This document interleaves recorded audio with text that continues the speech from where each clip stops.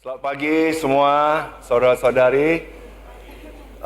Saya sangat bersyukur ya bahwa kita hari ini diberi kesehatan oleh Tuhan dan kita bisa berkumpul bersama-sama. Sekali lagi mari kita berterima kasih kepada saudara-saudari kita yang sudah mempersiapkan semuanya sehingga kita bisa beribadah kepada Tuhan. Saya dapat kabar kemarin bahwa ada 3 saudara-saudari kita yang harusnya memimpin pujian yang kena COVID. Tapi bersyukur lihat saudara-saudara di sini siap.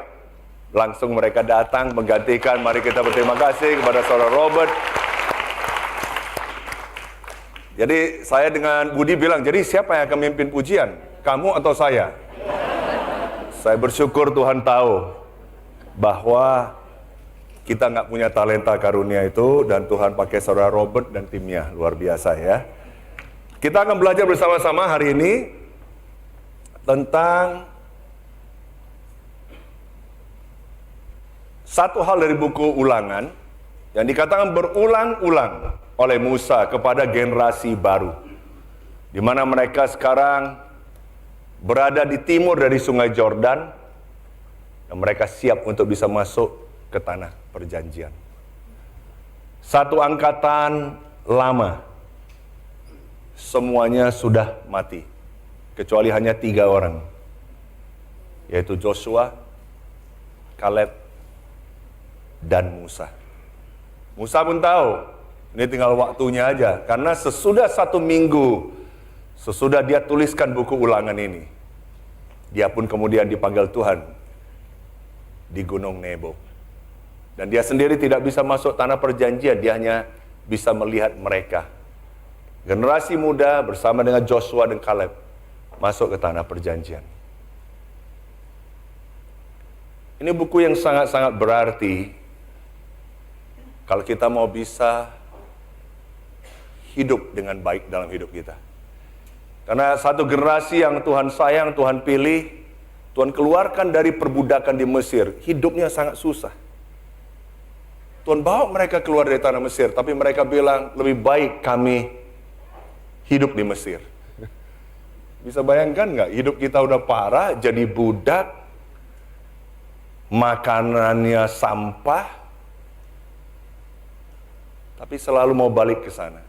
Sedangkan Musa, seseorang yang hidup di kerajaan, seseorang yang dapat first class treatment, seseorang yang kalau kita bilang hari ini bawa mobil yang terbaik, rumah terbaik, pendidikan terbaik, penghormatan tertinggi dia dapatkan, nggak pernah mau balik ke Mesir. Sangat kontras. Dan satu generasi itu habis. Dan ini yang saya mau bicarakan kepada kita semua pagi hari ini. So it may go well with you. So it may go well with you. Supaya baiklah hidup kita dan keadaan kita. Mari kita berdoa bersama-sama. Tuhan, terima kasih karena Engkau gunakan saudara-saudari kami untuk bisa menuliskan cerita tentang Engkau. Perjalanan bagaimana Engkau menciptakan manusia, bagaimana Engkau begitu mengasihi bangsa Israel dan mengasihi seluruh dunia, Tuhan. Tapi Engkau memilih satu bangsa, Kau bebaskan mereka, Kau angkat mereka menjadi bangsa yang ditakuti oleh bangsa-bangsa lain. Tapi Tuhan, sangat tragis bagaimana mereka memiliki Engkau, mereka dipilih Engkau, tapi mereka mati di pengembaraan. Tapi Tuhan, Engkau tetap bekerja. Engkau meraise up satu generasi baru. Dan Engkau gunakan saudara Musa untuk bisa memperingati mereka, mengingatkan mereka kembali supaya tidak berbuat kesalahan yang sama yang dilakukan oleh orang tua mereka, nenek moyang mereka. So it may go well with them. Tolong supaya hari ini Kau buka mata hati kami, buka telinga kami, buka pikiran kami Tuhan. Supaya kami sendiri Tuhan bisa lihat, bisa refleksi akan keadaan hidup kami saat ini. Dan bertanya, does it go well with my life? Apakah betul keadaan saya baik-baik? Dan Tuhan firman Engkau sendiri yang berbicara kepada setiap kita di sini, gunakan hamba-Mu Tuhan. Dalam nama Yesus kami berdoa dengan mengucap syukur. Amin. Beberapa kali dikatakan di buku Ulangan, di Ulangan 6 ayat 3, maka dengarlah hai orang Israel, lakukanlah itu dengan setia, supaya baik keadaanmu, so it may go well with you, dan supaya kamu menjadi sangat banyak. Bertumbuh, bertambah banyak. Itu adalah keinginan Tuhan dari sejak zaman Adam dan Hawa. Waktu dia panggil Abraham, sama juga. Dan ini adalah tema kita sepanjang bulan ini, increase. Supaya kita bisa bertambah banyak. Supaya keluarga kita dan orang-orang yang takut akan Tuhan, orang-orang yang diberkati Tuhan semakin banyak. Kenapa? Dia bilang, seperti yang dijanjikan Tuhan, ini yang Tuhan janjikan. Allah nenek moyangmu, kepadamu di suatu negeri yang berlimpah-limpah susu dan madunya. Dengarlah. Dan yang kedua, di Ulangan 6 ayat 24 dia bilang, Tuhan Allah kita memberitakan kepada kita untuk melakukan segala ketetapan itu. Dan untuk takut akan Tuhan Allah kita. Supaya senantiasa baik keadaan kita. So it may be well with us. Dan supaya Ia membiarkan kita hidup seperti sekarang ini. Takut akan Tuhan. Takut akan Tuhan. Saya lihat saudara-saudara di sini, saya yakin kita di sini mengasihi Tuhan. Saya percaya kita mengasihi Tuhan, atau setidaknya kita mencoba mengasihi Tuhan. Tapi satu hal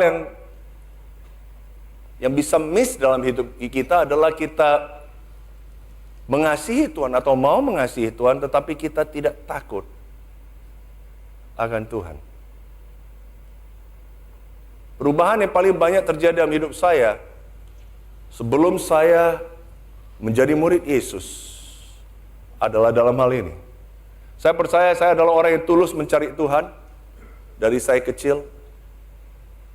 Kalian sudah tahu saya dulu kalau waktu ke gereja nggak pernah cuma ke gereja, cuma mau datang di hari Minggu aja. Saya ikut pelayanan, saya rajin. Bisa 5 hari dalam seminggu saya melayani Tuhan, pelayanan. Waktu saya kuliah di ITB, saya bisa keluar di hari libur, ketika orang libur, saya pergi penginjilan. Saya percaya saya tulus, saya mengasihi Tuhan. Tapi satu hal yang saya tidak punya adalah the fear of the Lord. Saya tidak punya takut akan Tuhan itu. Waktu saya belajar firman Tuhan, waktu ada seseorang datang, murid Yesus mengajarkan saya firman Tuhan, itu adalah kali pertama saya mengerti apa artinya takut akan Tuhan. Ini adalah 2 hal yang saya mau bicarakan hari ini. Dengarkanlah dan takutlah akan Tuhan. Buku Bilangan adalah buku yang setiap kali saya baca saya merasa sedih, karena 2/3 dari buku itu harusnya nggak tertulis.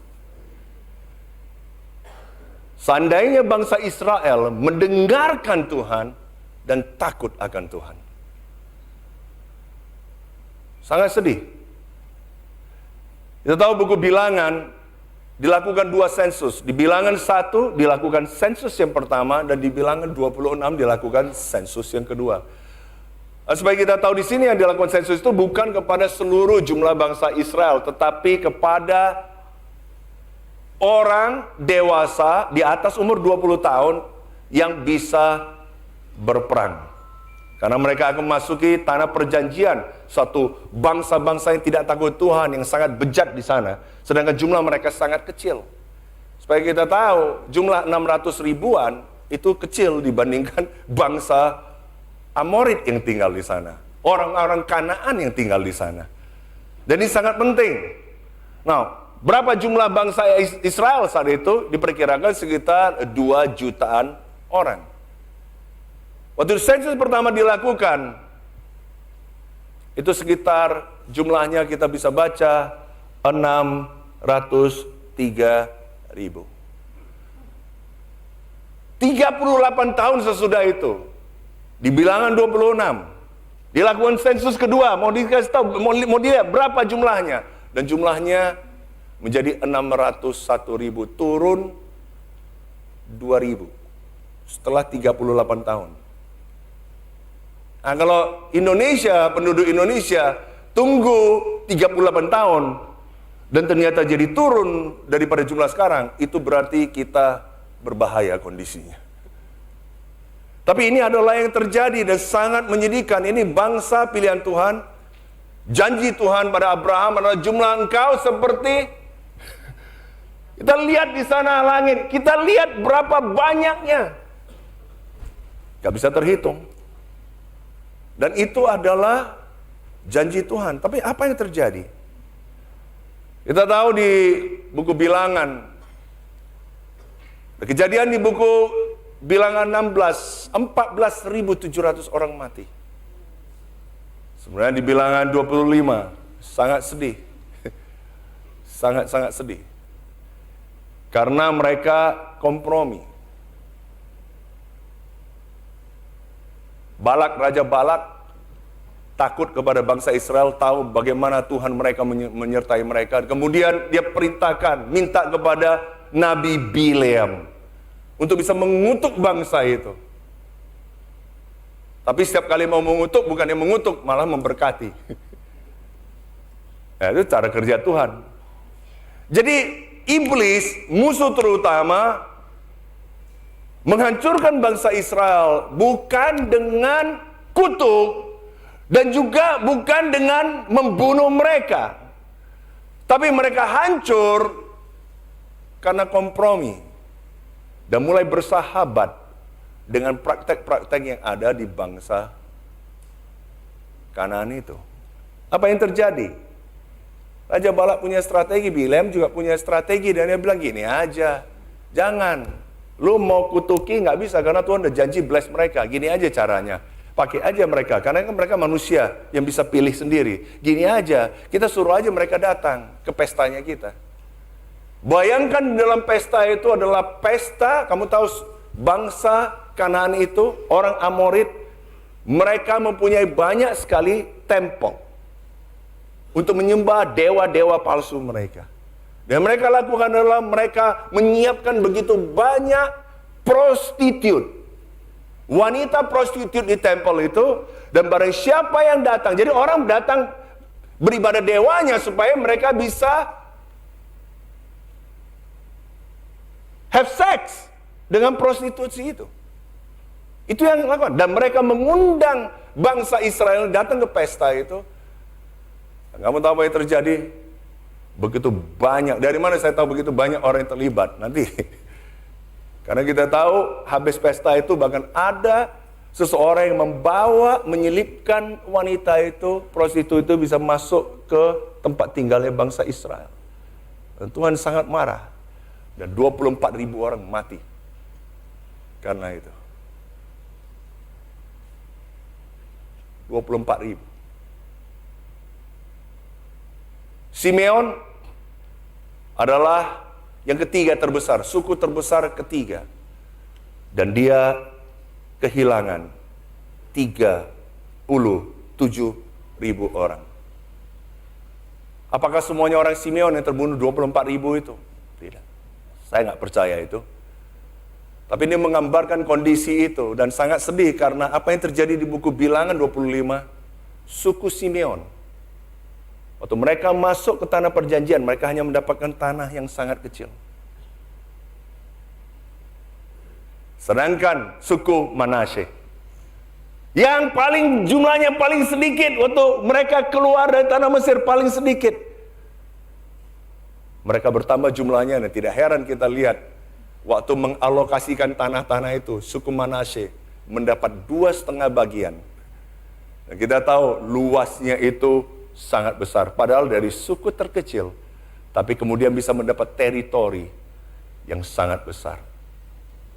Saya mau bicarakan ini karena Tuhan berjanji memberikan blessing, menyertai bangsa Israel. Tapi kembali, itu adalah tergantung kepada pilihan kita semua di sini.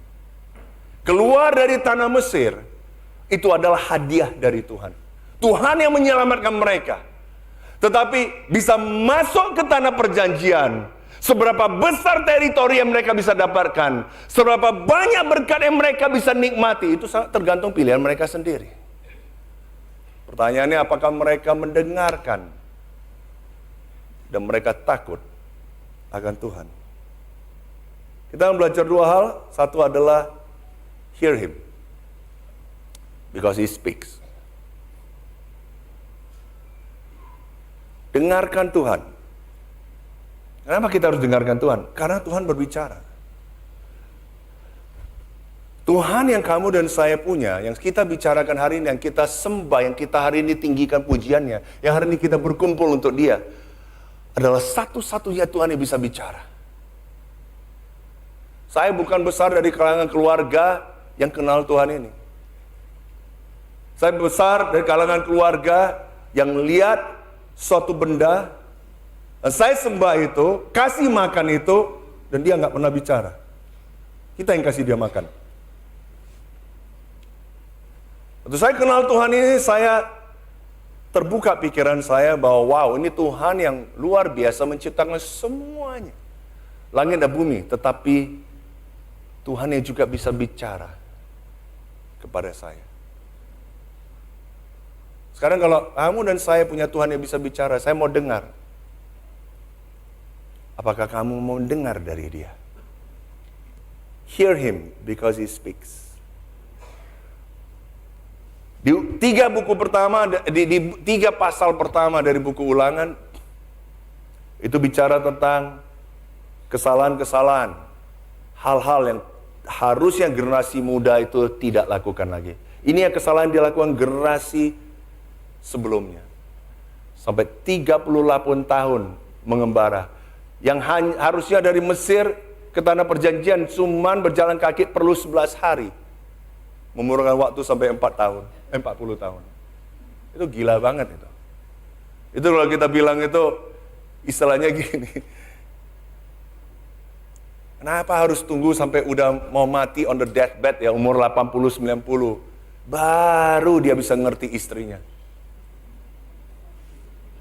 Baru dia bisa punya hubungan yang ini dengan anak-anaknya, dengan keluarganya. Sayang banget. Jadi kemana lu selama ini? Hari ini mungkin ada di antara kita yang datang ke gereja, tapi bahkan belum bisa menikmati the promised land. Kita sudah dibebaskan Tuhan dari Mesir. Kita sudah dimerdekakan Tuhan.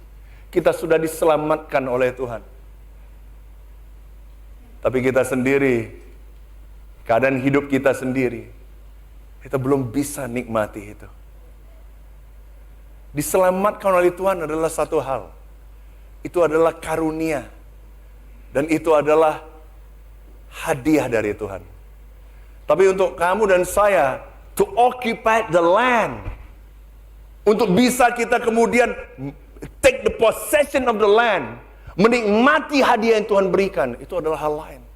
Berapa sering kita menemukan orang yang sudah diselamatkan menyebut dirinya Kristen tapi tidak bisa nikmati berkat. Gak bisa ada damai, gak bisa ada sukacita, gak bisa ada kasih, gak bisa ada self control, gak bisa ada buah-buah roh itu, gak bisa nikmati persekutuan yang Tuhan berikan yang indah itu. Kenapa? Karena mereka tidak mendengar mungkin.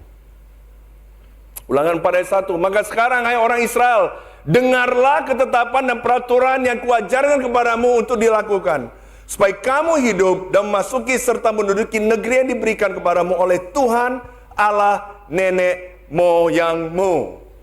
Pasal 4 dan 5, sekarang Musa bicara kepada generasi baru. Dia bilang, jangan belajar dari 3 pasal sebelumnya. Sekarang kamu lihat, jangan kamu contohin 3 pasal sebelumnya. Kamu sekarang harus reset. Dan mulai sekarang, lakukan hal yang mereka miss. Yaitu pertama katanya, hear God. Dengarkanlah dia. Dengarkan. Di dalam bahasa Ibrani namanya Shema. Shema itu hal yang sangat penting karena ini bicara tentang to hear, mendengar, to pay attention. Betul-betul kamu tidak ke-distract oleh hal lain, betul-betul kamu fokus, kamu kasih perhatian. Untuk apa? To understand, bukan to reply, but to understand. Kenapa kamu mau understand? Supaya kamu bisa melakukan itu. Untuk melakukan sesuatu, kamu betul-betul harus dengarkan. Kecuali kamu nggak pikir untuk lakukan. Itu adalah Shema. Bahkan itu sudah menjadi satu bagian daripada ibadah orang Yahudi. Di mana Shema itu digaungkan, dikatakan dan dibacakan depan umum. Dan orang kemudian bersama-sama mengulangi itu. Dan mereka dengar, kenapa? Karena mereka waktu mendengar mereka bilang, ini untuk saya mengerti dan untuk saya bisa lakukan, for me to obey. Dan itu perlu untuk bisa datang dari seluruh hati, pikiran, jiwa kita, kekuatan kita, semuanya kita pakai. Di buku Injil berkali-kali Yesus ulangi ini. Siapa bertelinga? Siapa bertelinga? Siapa sini bertelinga? Siapa? Wah, semuanya punya telinga. Siapa bertelinga, hendaklah ia mendengar. Ini telinga diberikan untuk mendengar. Salah satu hal yang saya betul-betul harus bertobat sebagai suami adalah waktu Fania satu hari bilang ke saya, kamu mengerti orang lain, tapi kamu tidak mengerti saya.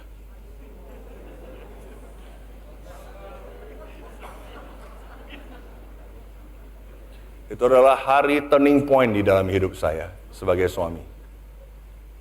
Karena saya merasa saya dengarkan kamu. Saya mulai belajar namanya mendengarkan. Mendengarkan bukan untuk menjawab balik. Listen bukan untuk reply. Kalau dulu saya dengar, saya sudah potong, saya sudah tahu dia arahnya kemana. Ngerti ya? Kita saking gitu kenal istri kita, begitu ngomong kita sudah langsung dia udahin, langsung ya ini kan. Jadi saya mendengarkan untuk menjawab. Dan kalau bisa kasih skak mati dia, jadi dia nggak banyak bicara lagi. Pernah yang kayak begitu kan? Oh pernah. Hanya beberapa aja, yang lainnya luar biasa semua. Saya belajar untuk bisa mendengarkan, untuk mengerti, dan untuk bisa melakukan. Sampai hari ini saya bilang terus terang, saya masih terus belajar dan work on it. Tapi itu adalah arti Shema. Sekarang, mengapa ya? Ada orang yang bilang, tapi kenapa saya nggak bisa dengar Tuhan ya bicara kepada saya? Saya kasih tahu beberapa alasan yang terjadi pada bangsa Israel. Pertama adalah, ini di Ulangan 4 ayat 2, janganlah kamu menambahi apa yang kuberitakan kepadamu, dan janganlah kamu menguranginya. Kita suka tambah, kita suka kurangi. Tuhan bilang jangan, yang membuat kamu nggak bisa dengar untuk akhirnya mengerti dan akhirnya melakukan, karena kamu suka kurangin. Dan suka nambahin, itulah kita. Nia bicara sama saya udah potong. 1% bisa dapat, udah syukur.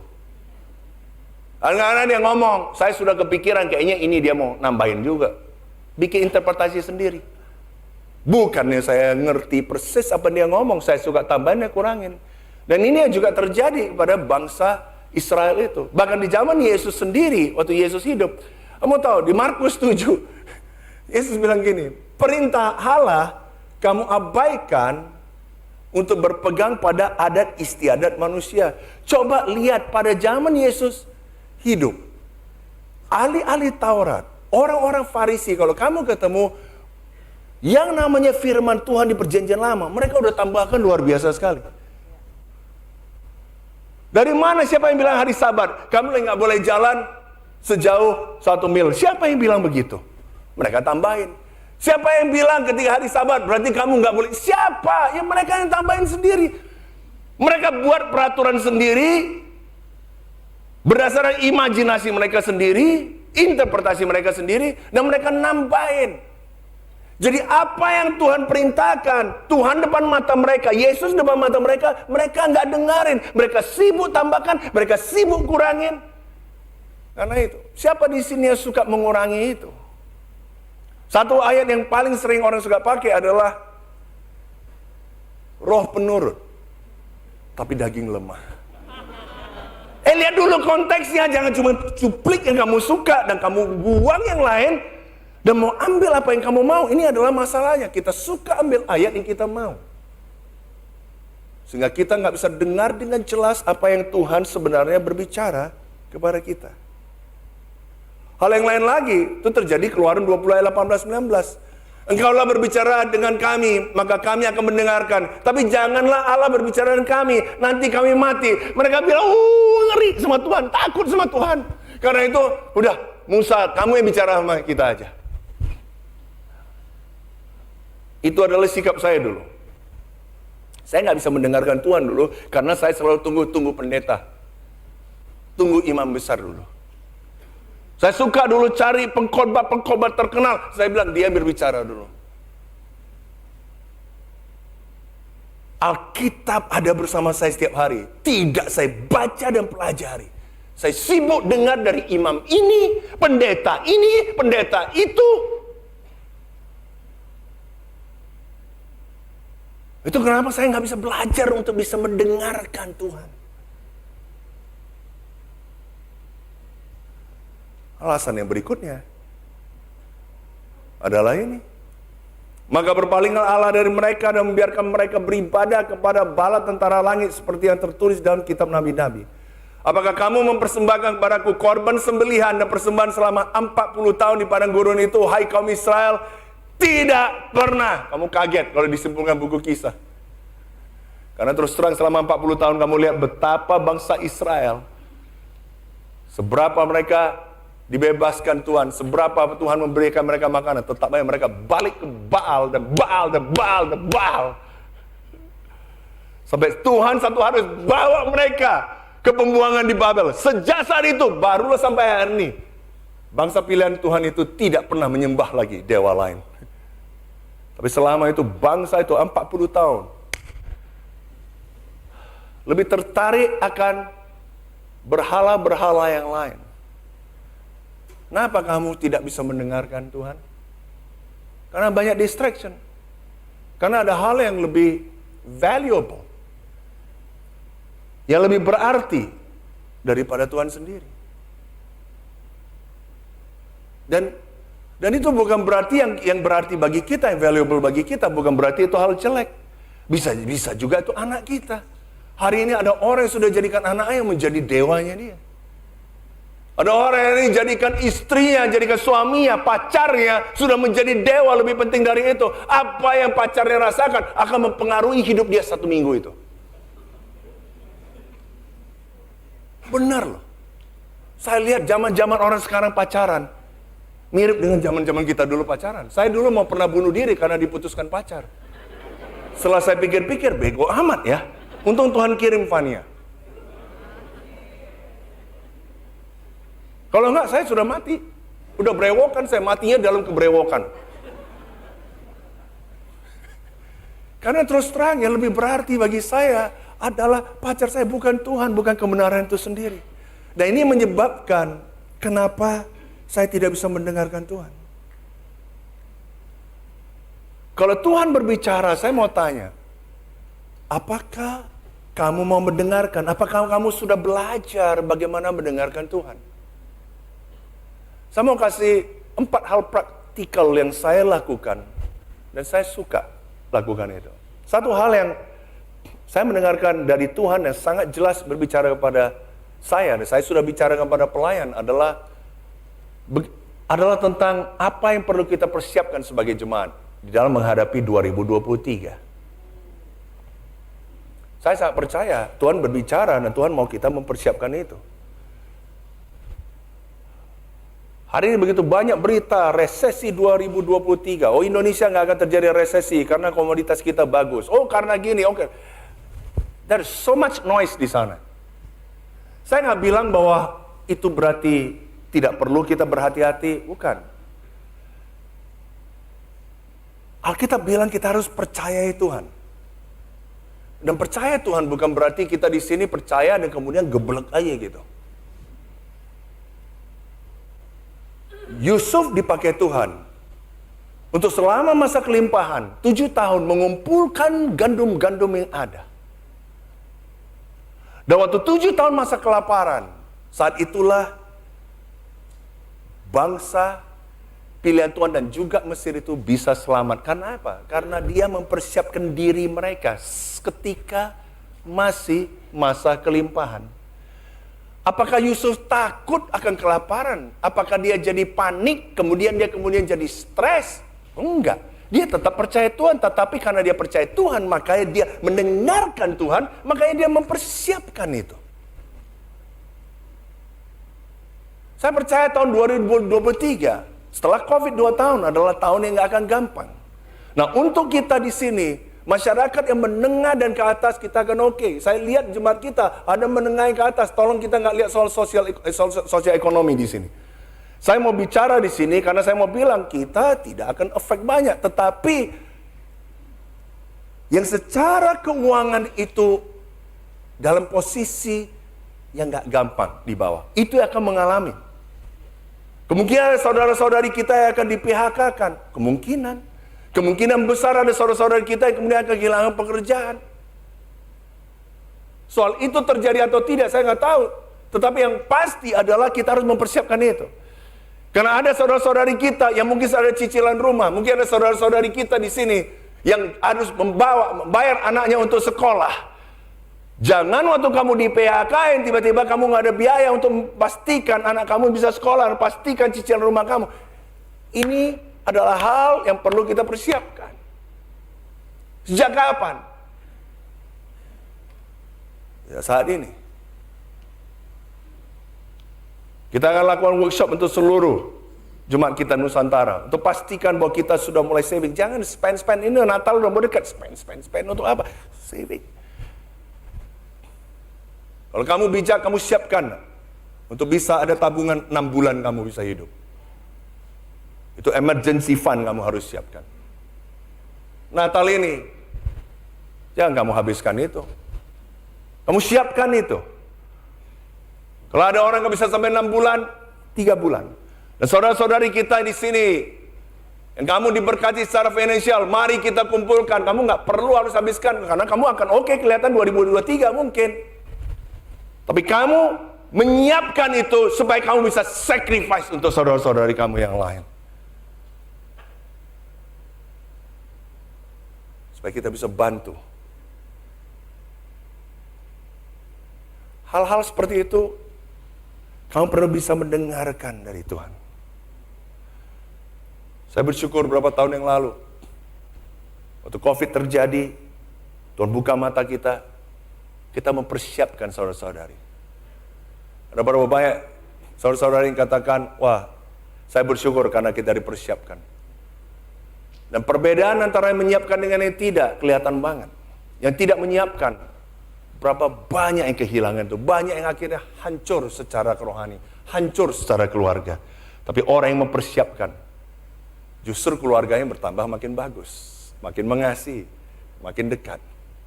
Dekat dia dengan Tuhan. Mau COVID atau enggak. Kita harus bisa mempersiapkan itu. Amen?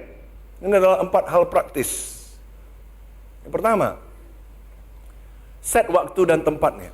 Kamu set appointment dengan Tuhan. Bagaimana kamu bisa ketemu seseorang? Ya kamu set waktunya. Kamu set tempatnya. Ya tentunya kamu harus tahu dengan siapa kamu harus spend time, kan gitu. Jangan-jangan kamu datang ke satu tempat, ke satu mall, kamu nggak tahu kamu mau sama siapa, kamu nggak set tempatnya, kamu nggak tahu waktunya, kamu datang dan kemudian kamu tunggu, mana ini nggak muncul-muncul. Ya itu bego sendiri namanya.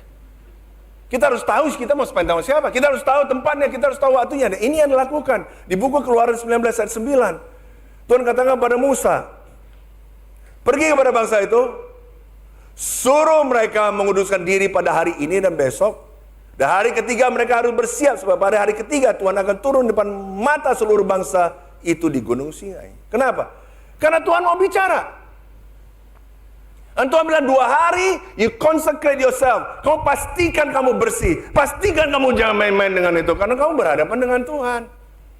Hari ketiga kamu datang. Set appointment.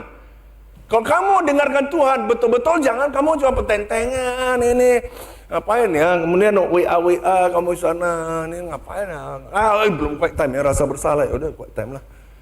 Nggak bisa begitu. You set your time, set your place.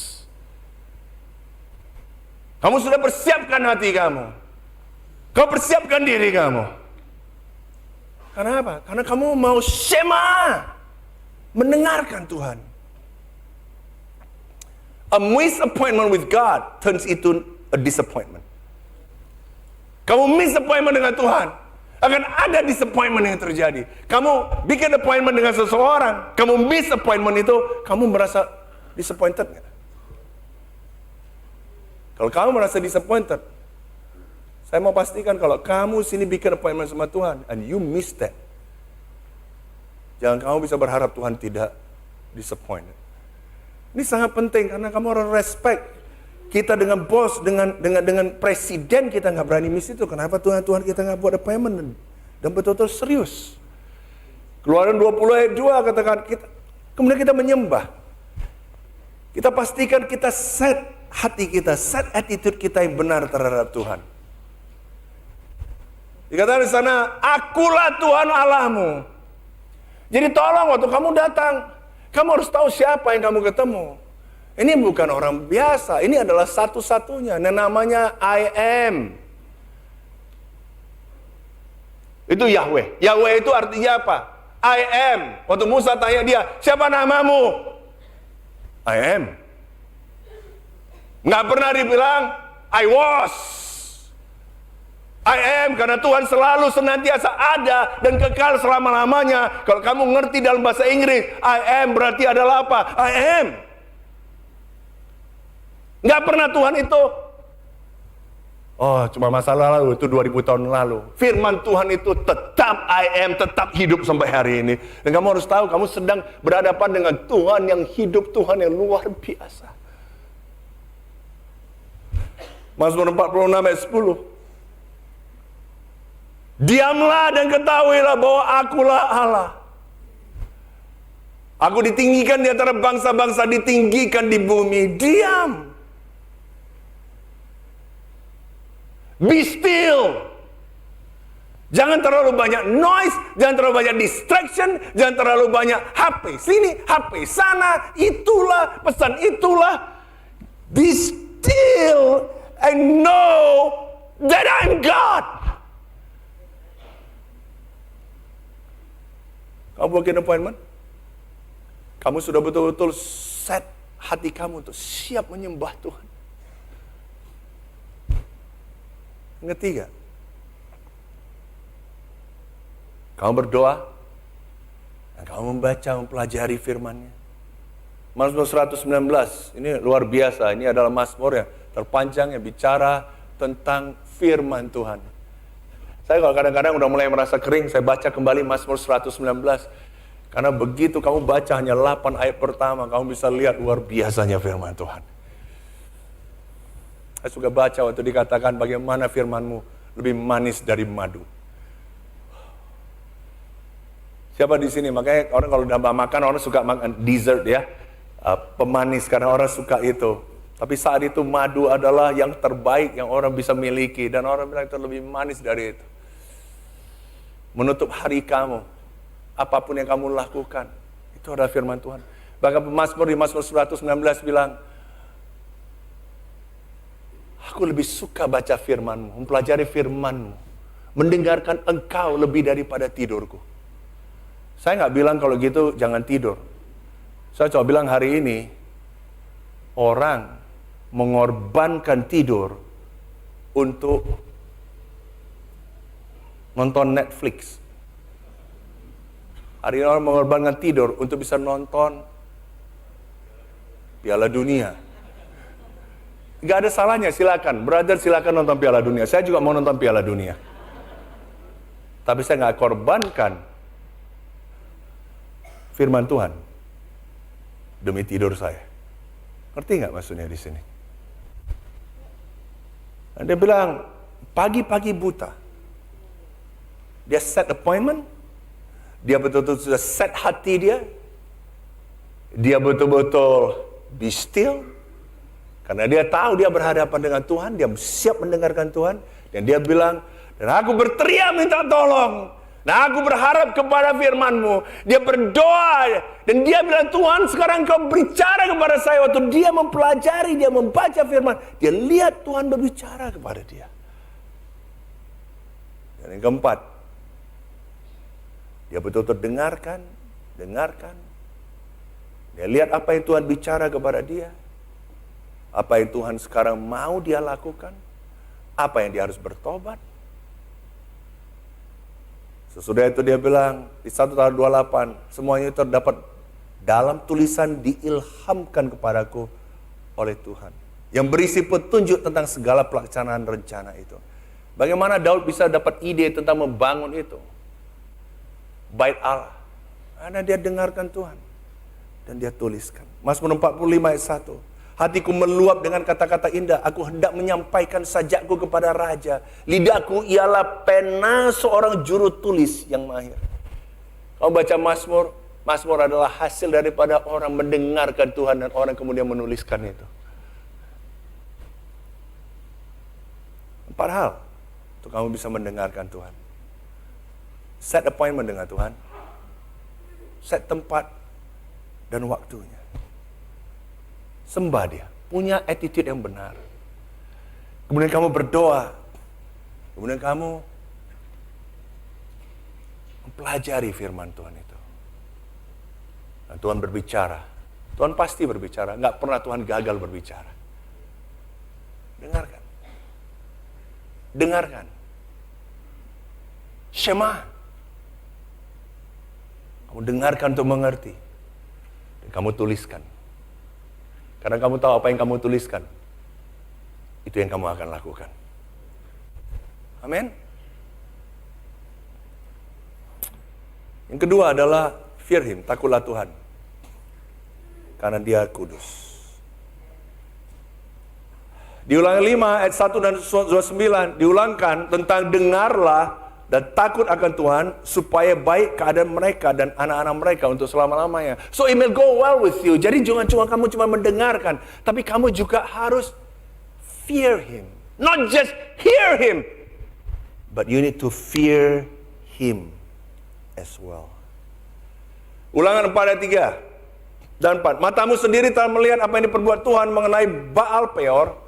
Sebab Tuhan Allahmu telah memunahkan dari tengah-tengahmu semua orang yang mengikuti Baal Peor, sedangkan kamu sekalian yang berpaut pada Tuhan Allahmu masih hidup pada hari ini. Jadi ada dua kelompok, sama-sama bangsa Israel, sama-sama mendengarkan, tapi ada bedanya. Satu adalah yang takut akan Tuhan dan satunya yang tidak takut akan Tuhan.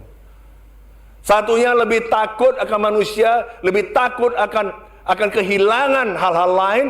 Berhala-berhala mereka lebih daripada takut akan Tuhan. Dan hasilnya berbeda. Satunya hidup, satunya adalah well with them, baik keadaan mereka, satu lagi mati. Saya mau jelaskan kepada kita di sini apa artinya takut akan Tuhan. Karena banyak orang yang mengaku Kristen yang salah ngerti tentang ini. To fear God means to respect who He is and what He says. Kamu takut akan Tuhan berarti kamu akan menghormati. Tuhan ini siapa? Siapa Dia sebenarnya? Jadi perlakukanlah Dia seperti itu. Dan apa yang Dia katakan, kalau Dia adalah Tuhan, apa yang Dia katakan, ya udah pasti benar. Janji Dia, udah pasti Dia tepati. Nggak akan mungkin Dia nggak tepati. Karena Tuhan tidak bisa berbohong. Nggak seperti iblis. Iblis adalah bapa daripada semua pembohong dan penipu. But God cannot lie. Itu yang saya suka tentang Tuhan. Dia nggak bisa bohong. Hanya kebenaran itu yang akan merdekakan kamu dan saya. Kenapa kamu takut dengan Tuhan? Karena kamu respect Dia. Dan kamu percaya setiap kata apa yang Dia katakan. Dan hasilnya ketika kamu takut akan Tuhan, kamu menjadi tahu akan Dia. Ingat dibilang, takut akan Tuhan adalah awal daripada pengetahuan dan kebijaksanaan. Gak bisa seseorang bisa punya pengetahuan akan hidup ini, mempunyai kebijaksanaan kalau dia tidak takut akan Tuhan. Saya lihat hari ini ada orang yang bilang dia cinta Tuhan tapi tidak bijak dalam hidupnya. Satu aja alasannya, karena dia tidak punya takut akan Tuhan. Pernah kamu ketemu ada orang sudah jadi Kristen 10 tahun, jadi Kristen 30 tahun, dan kelihatan dia sangat komit, tetapi hidupnya tidak wise. Pernah ketemu yang kayak begituan? Kamu lihat, ini bukan masalah IQ. Ini adalah masalah karena dia tidak punya fear of the Lord.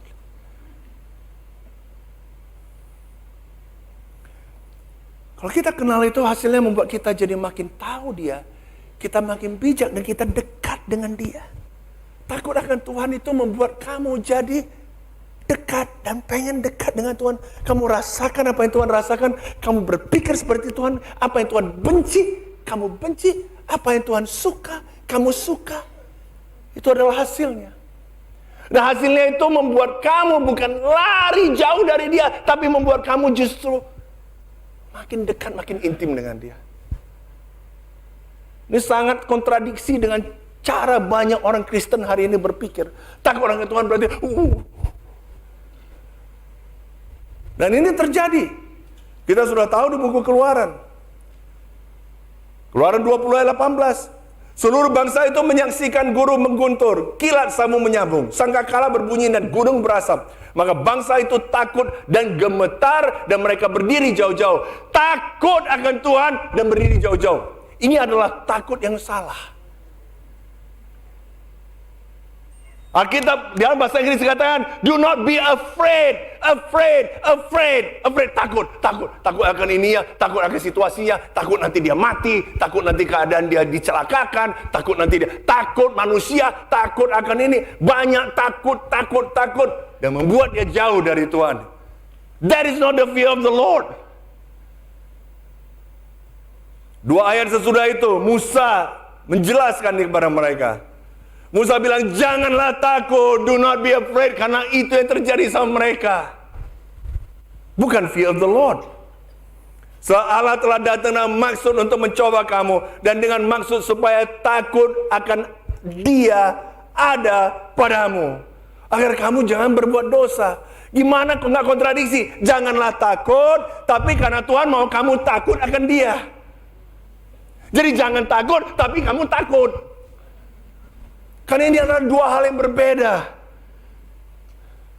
Karena takut akan Tuhan yang sebenarnya membuat kamu running to Him, dan kamu dekat dengan Dia. Karena kamu dekat dengan Dia, kamu sayang Dia, kamu mau jauhi segala hal yang Dia benci. Karena itu kamu tidak mau berdosa, kamu mau bermain-main dengan dosa.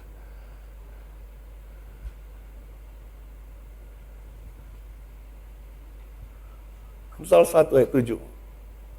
Takut akan Tuhan adalah permulaan pengetahuan. Amsal 2 ayat 5. Maka engkau akan memperoleh pengertian tentang takut akan Tuhan dan mendapat pengenalan akan Allah.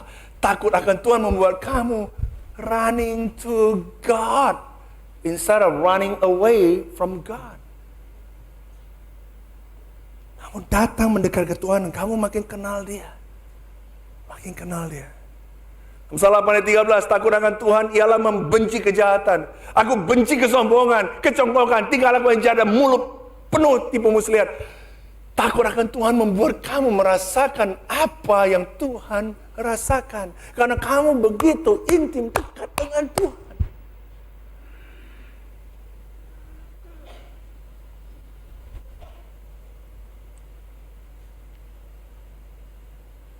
Satu hal yang saya sangat dan encourage adalah ketika saya mulai melihat hal-hal yang dilakukan orang lain dan saya jijik, saya nggak suka itu. Bukan orangnya. Karena kita harus mengasihi orang yang dikasihi Tuhan. Nggak mungkin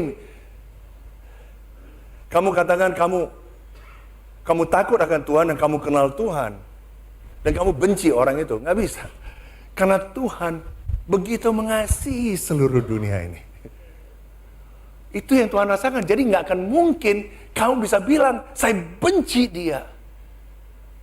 Karena that's not how God feels. Kamu disakiti orang, saya dikasih orang. Memang betul ada saat kita merasa, tapi kita takut akan Tuhan membuat kita jadi. Kita ambil keputusan untuk mengasihi orang itu. Nggak mungkin. Nggak mungkin you don't love people. Because God loves people. Kamu nangkap nggak maksud di sini? Saya terencourage waktu saya bisa merasakan hal-hal yang saya merasa jijik. Karena ada hal-hal yang dulu saya lakukan, saya bangga dengan saya merasa jijik. Pernah rasakan seperti itu? Dulu kita sombong, kalau kita bisa menang, kita bisa taruh diri kita lebih di atas, kita merasa. Waktu saya pertama merasakan itu, saya mulai jijik. Saya jadi merasa nek jijik nih gitu. Boasting banget, sok banget. Saya terencourage saat itu. Karena apa? Karena saya tahu this is the fear of the Lord. Itu bukan saya. Gak mungkin saya. It is the fear of the Lord. Kamu punya fear of the Lord itu?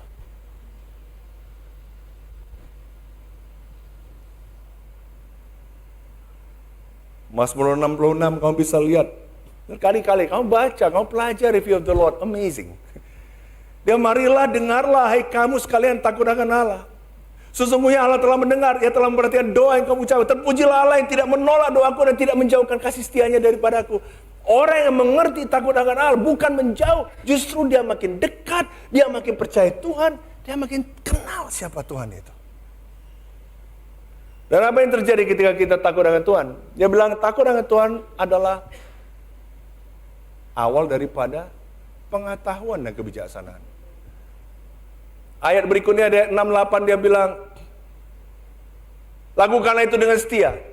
So itulah akan menjadi kebijaksanaan akal budimu. Di mata bangsa-bangsa yang pada waktu mendengar segala ketetapannya akan berkata, memang bangsa yang besar adalah umat yang bijaksana. Berakal budi, sebab bangsa yang besar manakah yang punya Allah yang demikian dekat kepadanya seperti Tuhan Allah kita. Setiap kali kita memanggil kepadanya. Dan bangsa besar manakah yang punya ketetapan dan peraturan demikian adil seperti seluruh hukum ini yang kubentangkan padamu pada hari ini. Bangsa Israel waktu itu diberikan peraturan supaya kamu tahu, peraturan itu dibandingkan dengan peraturan bangsa lain itu jauh sangat berbeda. Saya ambil contoh.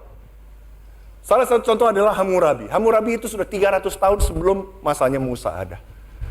Kamu tahu praktek orang saat itu setiap kesalahan cuma ada satu jenis hukuman, yaitu hukuman mati. Itulah yang diterapkan bangsa-bangsa lain semuanya sekitarnya. Tuhan memberikan perintah kepada mereka berbeda sekali. Hanya 15 dari yang diperintahkan Tuhan yang hukuman mati, yang lainnya penuh mercy. Luar biasa. Cara mereka hidup. Bangsa lain itu semuanya gila, anak mereka sendiri mereka persembahkan. Mereka bercabul, berzina sesuka hati mereka. Tapi bangsa ini punya keluarga yang baik. Kamu jadi bisa hidup secara bijak. You have a wise living.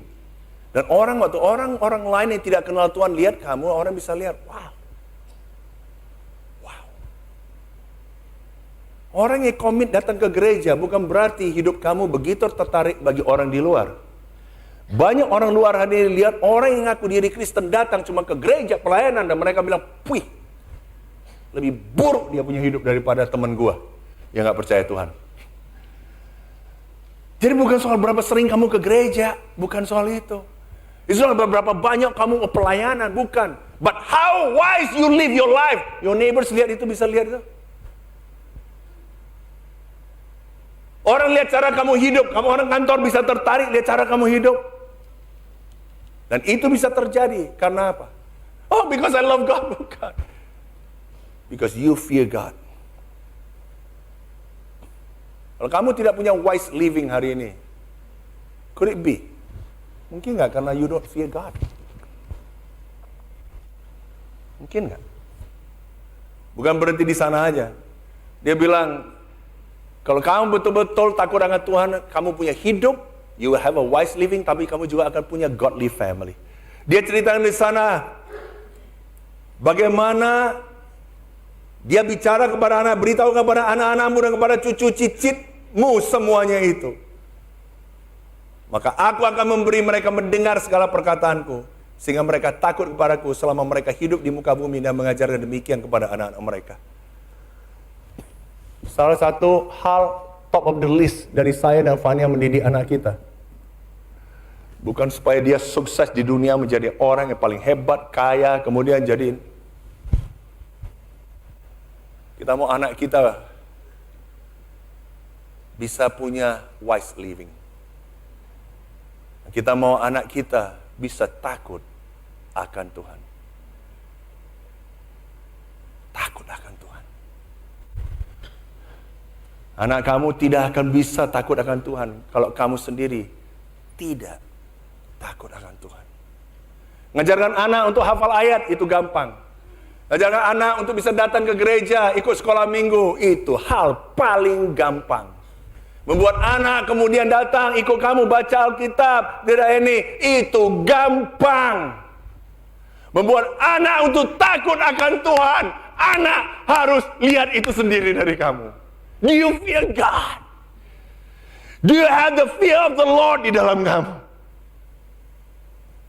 Nah, heran ada anak-anak begitu nggak ada di sini, orang tua yang nggak ada, udah lain hilang. Terus orang tuanya bilang, kenapa ya anak gua begitu?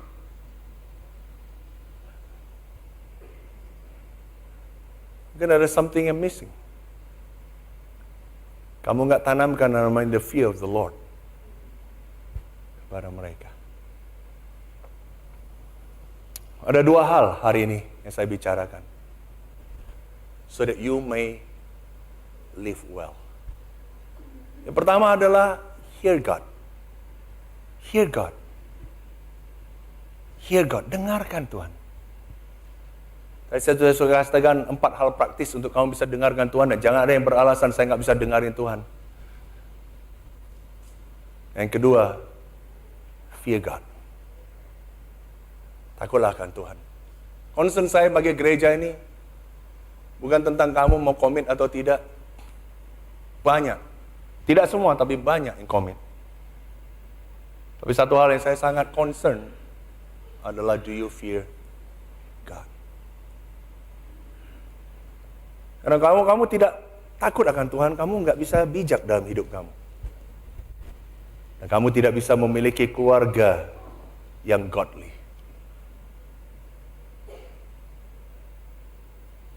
Saya bersyukur bahwa jemaat kita di sini, jemaat yang mau terus bertumbuh.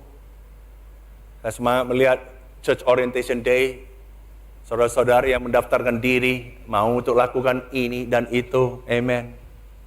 Saya juga mau kita tahu di sini, bahwa ada satu hal juga yang gereja kita harus terus bisa bertumbuh untuk bisa lakukan lebih. Yaitu kita juga bisa mengasihi orang-orang yang kekurangan membutuhkan. Kamu tahu tahun depan ada tahun yang sulit. Mungkin. Saya mau kita di sini mempersiapkan. Jangan kita sembarangan kita spending. Kalaupun kamu mampu, jangan sembarangan kamu spending. Kamu simpan itu. Adalah waktunya untuk kamu bisa saving. Supaya kamu bisa sacrifice, berikan kepada saudara-saudari kamu yang membutuhkan di tahun yang akan datang. Dan berikan kepada juga orang yang membutuhkan. Banyak di Indonesia ini orang-orang miskin. Dan kita bekerja melalui Hope. Saya mengajak kita semua di sini. If you fear God, you'll have a wise living.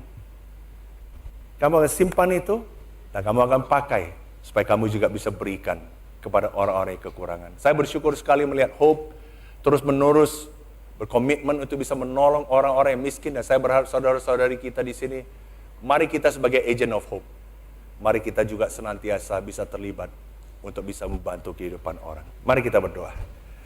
Tuhan, terima kasih. Terima kasih Engkau. Terima kasih ke Tuhan karena melalui pelajaran apa yang dilalui oleh bangsa Israel, kami pun bisa belajar. Terima kasih karena Engkau menginginkan kami untuk bisa hidup dengan benar. Supaya it may be well dengan hidup kita. Bantu kita Tuhan untuk mendengarkan Engkau dengan sungguh-sungguh. Supaya kami bisa mengerti dan bisa melakukannya. Bantu kami Tuhan untuk bisa takut akan Engkau. Terima kasih Tuhan untuk firman Engkau yang hidup. Biarlah Tuhan, Engkau memberkati setiap kita di sini yang mendengarkannya. Dalam nama Yesus kami berdoa dan mengucap syukur. Amin.